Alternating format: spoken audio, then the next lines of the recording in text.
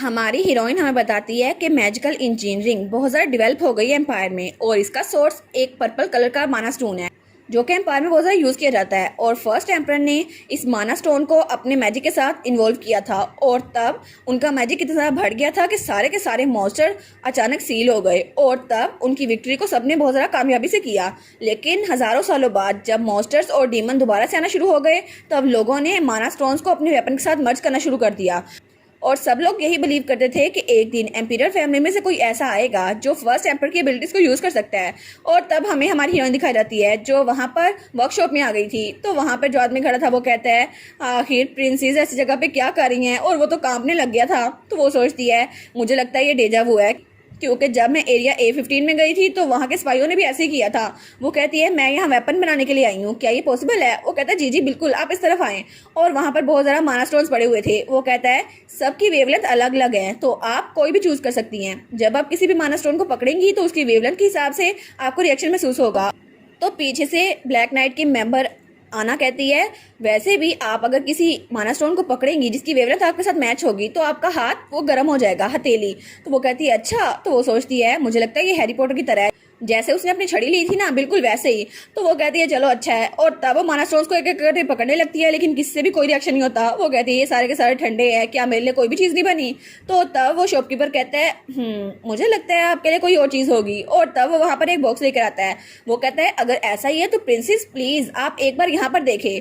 तो तब वहाँ पर एक माना स्टोन था जो बिल्कुल एक डायमंड की तरह लग रहा था। तो वो कहता है, ये बहुत ज़्यादा स्पेशल माना स्टोन है, और इसके अलावा ये माना स्टोन एम्परर के गार्ड्स के लिए बनता है। वो कहती है, एम्परर के गार्ड्स के लिए? लेकिन माना स्टोन से तो लोगों को खतरा हो सकता है ना, तो क्या ये सिक्योरिटी के लिए सूटेबल है?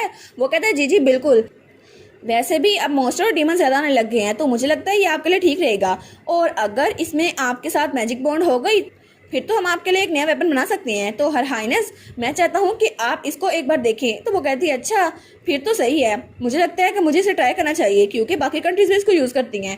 और वो सोचती है, शायद ये मेरे लिए काम कर जाए। तो तब उस माना स्टोन की तरफ हाथ बढ़ाती है, लेकिन अगली पल उसको झटका लगता है।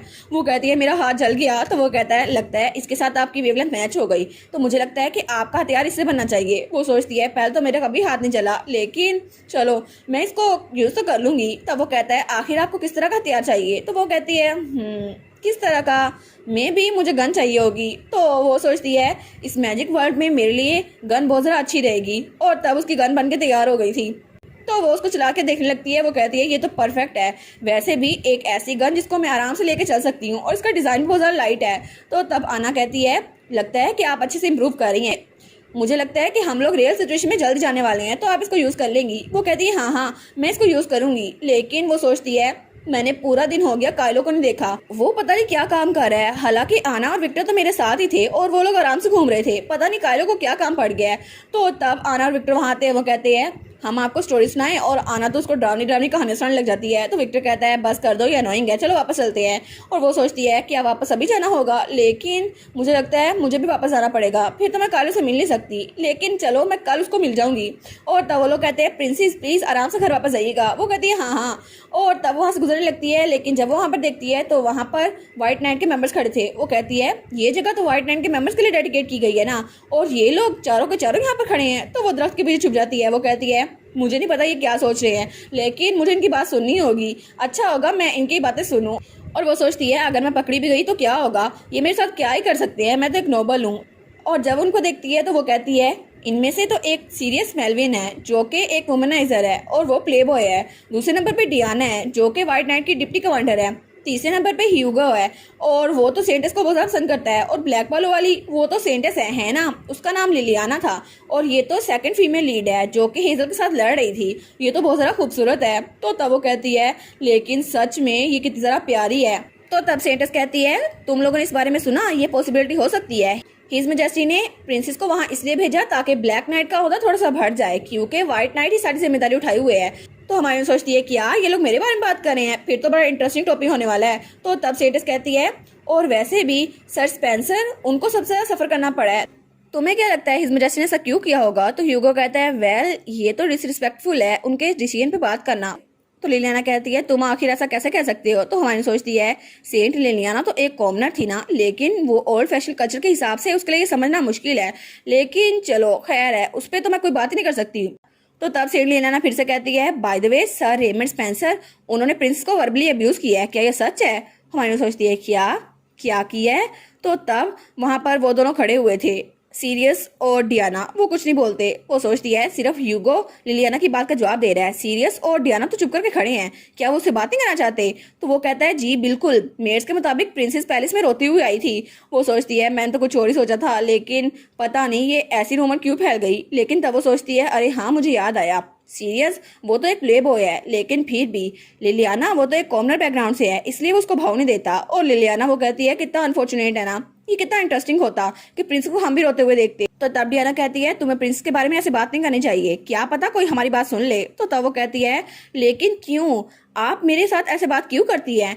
क्योंकि मैं कॉमनर बैकग्राउंड से हूँ। और तब वो रोने लग जाती है, वो कहती है आप मेरे साथ ऐसे बात ना किया करें। तो तब ह्यूगो कहता है डिप्टी चीफ आप बहुत ज़्यादा मीन हो गई थी, प्लीज सेंटर से माफी मांगे। तो हमारी सोचती है हैं ये तो अभी तक चुप थी, लेकिन अचानक से इसने रोना क्यों शुरू कर दिया? बाय द वे मुझे लगता है ये सेंस ऑफ एलिनेशन है, शायद ये ड्रामा कर रही है सिर्फ इसलिए। और सेंटस वो तो असल स्टोरी में बहुत ज़्यादा काइंड थी, लेकिन शायद यहाँ पर वो सिर्फ दिखावा कर रही है।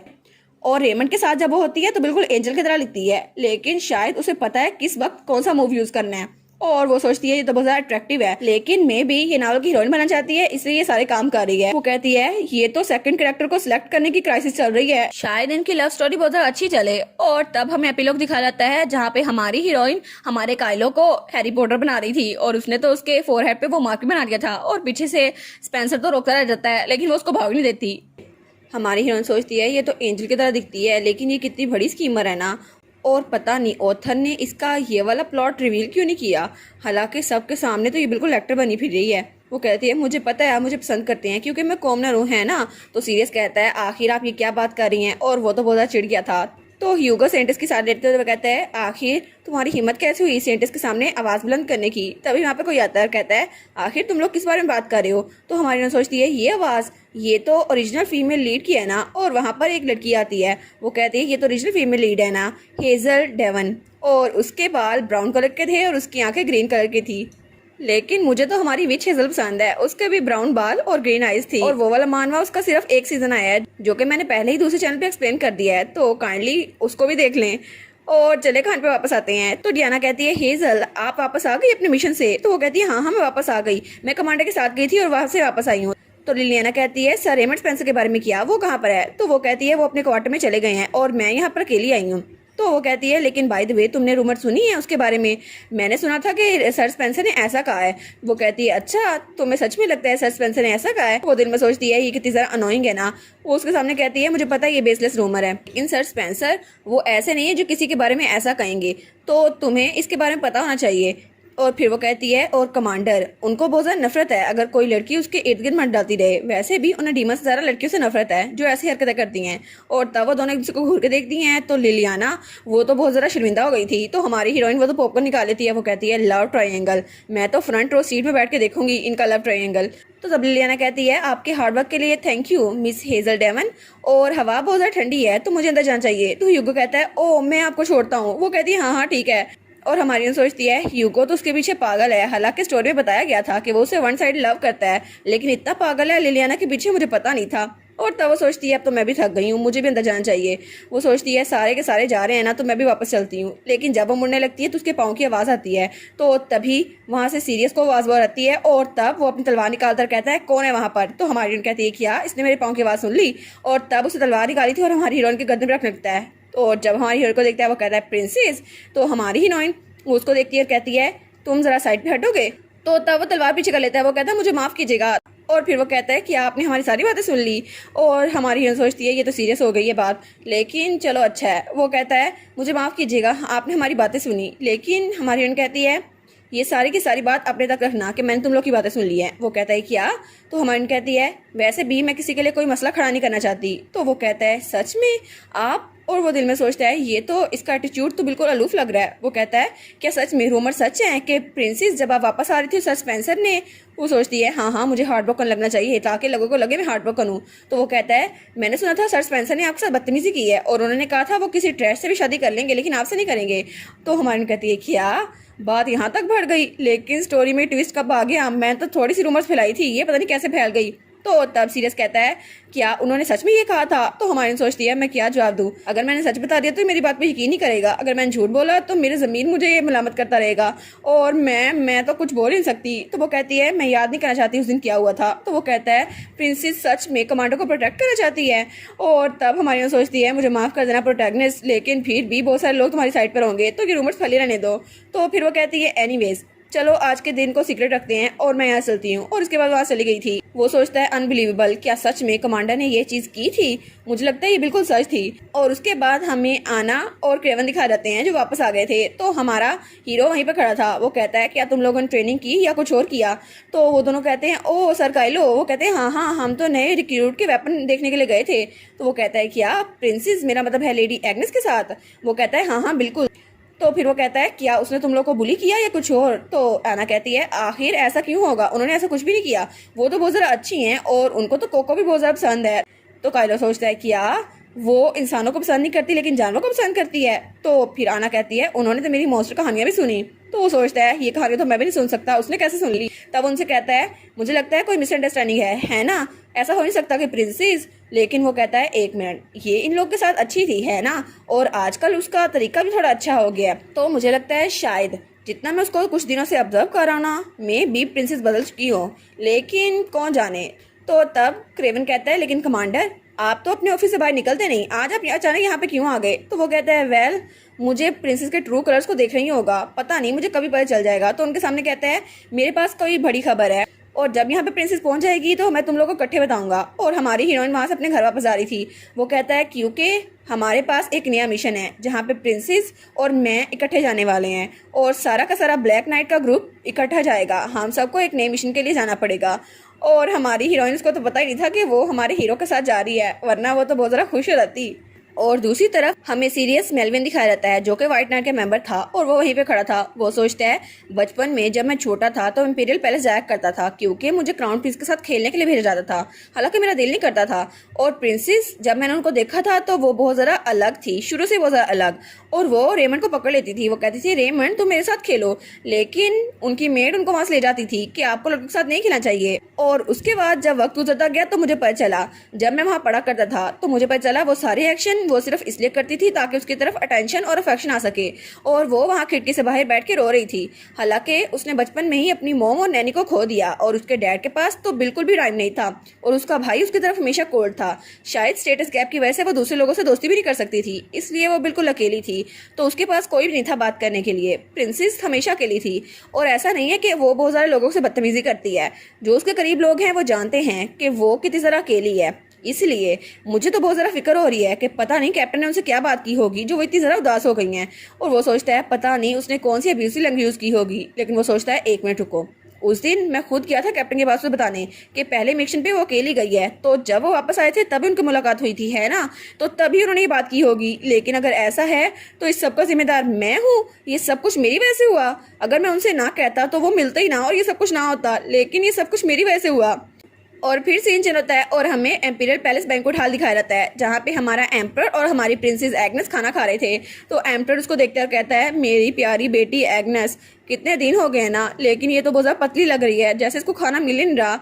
तो वो सोचता है मुझे लगता है ये अच्छा हो रहा है, मेरी बेटी थोड़ी मैच्योर हो रही है और मैंने सुना है कि एग्नेस वो ब्लैक नाइट की ट्रेनिंग में पार्टिसिपेट करती है और अच्छे से काम करती है। और ये तो अच्छा डिसीजन था कि मेरी चॉइस काइलो ग्रे था क्योंकि एग्नेस वो तो अच्छा सीख रही है, लेकिन मेरी बेबी स्क्विरल कब मैच्योर हो गई मुझे पता ही नहीं चला। लेकिन अगर यही बात इन्फिनिट स्प्लैश के रीडर पढ़ लेते हैं तो वो कहते हैं ये बेबी स्क्विरल नहीं है, ये डीमन स्क्विरल है।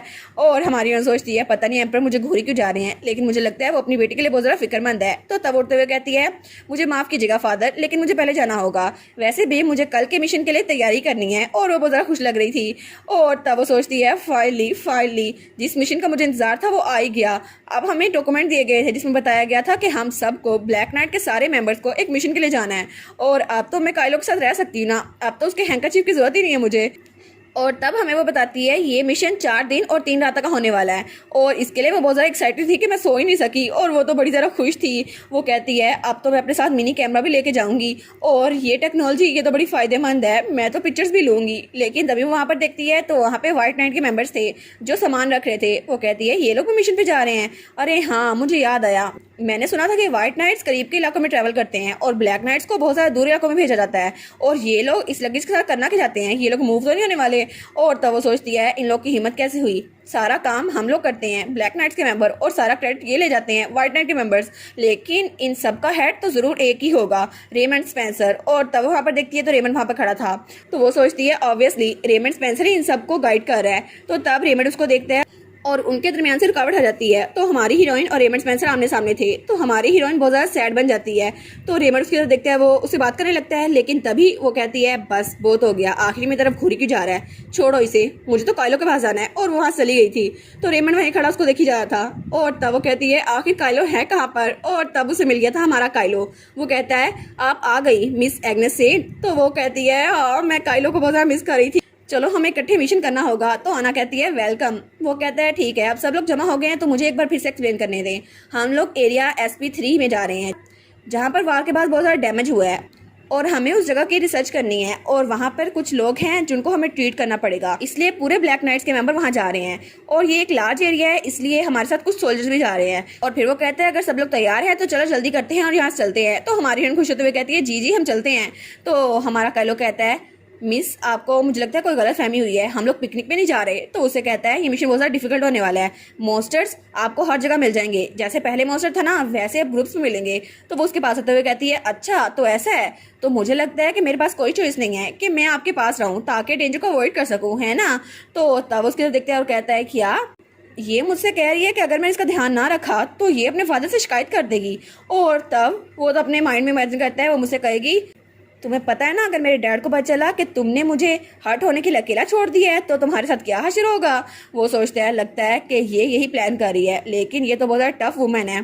तो तब हमारी हीरोइन कहती है ठीक है आपने कहा था ना हमें जल्दी चल चाहिए तो चलो जल्दी करते हैं। तो काइलो वहीं पर खड़ा था, वो सोचता है चाहे जो भी है मैं इसको संभाल लूंगा, लेकिन मुझे लगता है प्रिंसेस के साथ रहना पेरेंटिंग से बिल्कुल भी डिफरेंट नहीं है। और प्रिंसेस वहाँ स्माइल करके जा रही थी, और तब हमें एपिलॉग दिखाया जाता है जहाँ पे वो सच में एक बेबी बनी हुई थी और काइलो ने उसे उठाया हुआ था। तो काइलो कहता है बस कर दो, हिलना बंद करो। वो कहती है नहीं नहीं मुझे जाना है यहाँ से। और इसी के साथ ये वाला पार्ट यहीं पर ख़त्म। तो आप लोग बताइएगा आप लोग को ये पार्ट कैसा लगा, और वीडियो को लाइक और चैनल को सब्सक्राइब लाजमी कीजिएगा। बाकी वीडियोस का लिंक भी स्क्रीन पर नज़र आ रहा होगा तो काइंडली उनको भी चेकआउट कर ले। और thank you so much for watching my videos. Stay safe, bye bye.